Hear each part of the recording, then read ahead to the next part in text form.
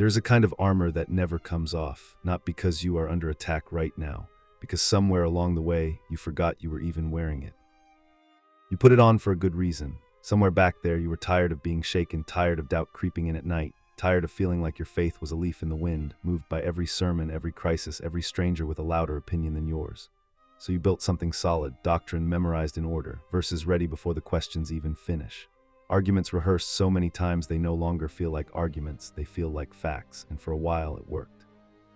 The wind stopped moving you, the ground under your feet finally felt like ground. But here is what nobody tells you about armor. It does not know the difference between an enemy and God. It has no discernment of its own, it simply closes. It was built to keep things out, and it keeps everything out, the attack you feared and the voice you were praying to hear. Every soldier learns this eventually if they survive long enough to learn it. Metal forged to never bend does not survive the battlefield. It survives one hit, then shatters, because rigid things break where flexible things flex.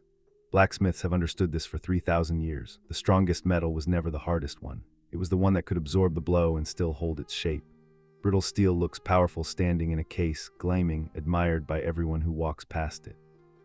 But it fails the moment something real hits it, and it fails all at once without warning, because it never learned how to bend a little first. Your theology can do the exact same thing. You know the verses, you know the arguments. You could probably win most conversations about God in this room right now, and if you are honest, you enjoy winning them a little more than you would like to admit.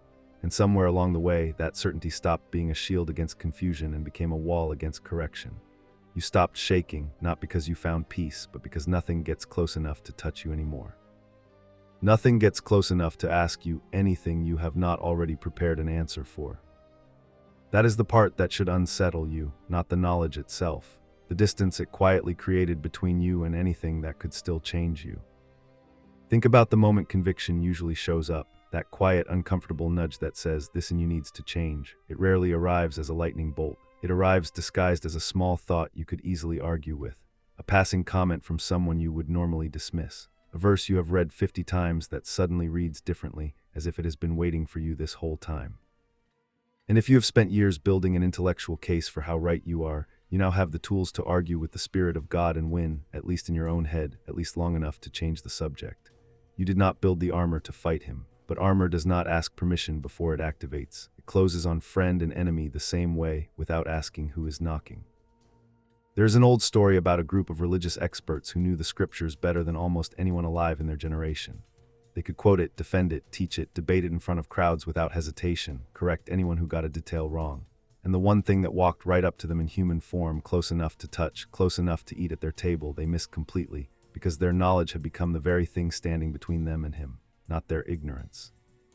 Their expertise, their certainty was so complete that it left no room for a category they had not already mastered, no space for something they could not already explain.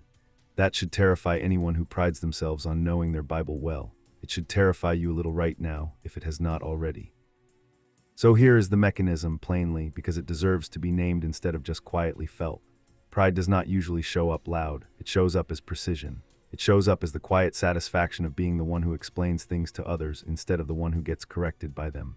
It shows up as impatience with people who ask the simple questions, the ones you outgrew years ago or think you did.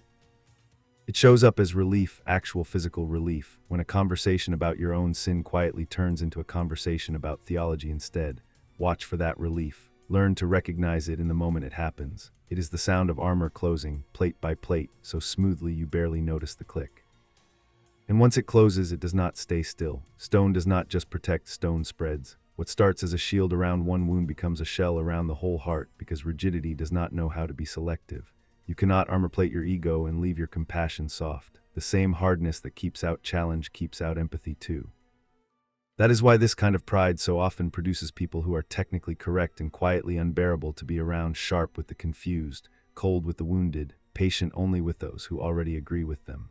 The armor no longer just protects the one wearing it. It starts deciding who gets close to anyone standing near you as well.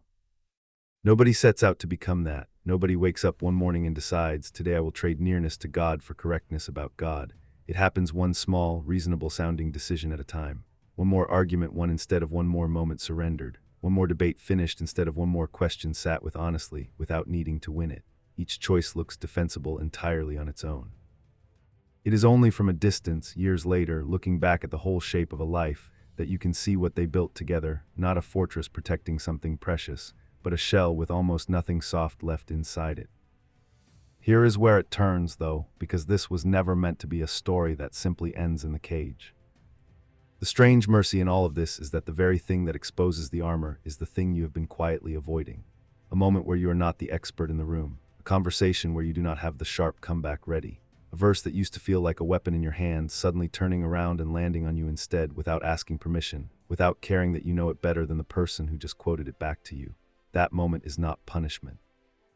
It is the first crack in the shell, and cracks are how light and air get back in. Blacksmiths know this too. You do not remove brittle metal by force alone. You apply heat, slowly and patiently, until it becomes workable again, until it can bend without shattering completely. Real spiritual maturity has a strange signature, and it is almost the opposite of everything the armor trained you to expect. It gets quieter, not louder. It asks more questions, not fewer. It feels less certain about being right and more certain about being loved, and those are not the same feeling, even though pride works very hard every single day to convince you they are. The apostle who wrote some of the most complex theology in all of Scripture also wrote something simple enough to undo all of it if you let it. That knowledge alone puffs up, while love actually builds something. He was not rejecting knowledge. He was not telling anyone to stop studying or stop learning. He was warning about what knowledge does when it stops carrying love along with it. It stops building anything at all and starts guarding something instead. A fortress with almost nothing worth defending left inside it. So the real question was never how much do I know? It was always this: does what I know make me softer toward people, or does it make me harder toward them? Does it make you reachable, or does it make you the one nobody can reach anymore, including the one who has been quietly knocking the entire time, patient, unwilling to force the door, waiting for the plates of armor to finally loosen on their own? If somewhere in the last few minutes something in you went quiet, not defensive, just quiet, that is not an accident. That is the sound of a piece of armor loosening, not falling off all at once, dramatically, the way it might in a story. Just loosening enough to let something back in that certainty had been keeping out for far longer than you probably realized. Because the goal was never to walk around unprotected.